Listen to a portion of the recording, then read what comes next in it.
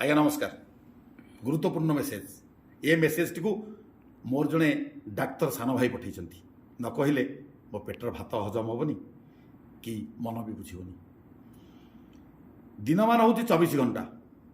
यही 24 घंटा को 3 भाग में विभक्त कर दिंतु 8+8+8 8 घंटा कठिन परिश्रम करंतु आउ 8 घंटा गभीर निद्रा जातु आउ 8 घंटा को 3टा सेगमेंट रे भाग कर दिंतु FHS। एफ रे फैमिली फेथ और फ्रेंड। एच रे हेल्थ हाइजेनिक हॉबी। एस रे सोल स्माइल सर्विस। 21 दिन यही समयानुवर्तिता हूँ 22 दिन बेलू आपण मानकर कार्य कर शैली बदली जीव आपण जीवन गति भी बदली जीव।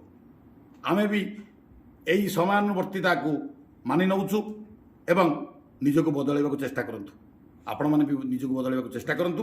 ए नियम को मानंतु। रहूचु। नमस्कार। जय जगन्नाथ।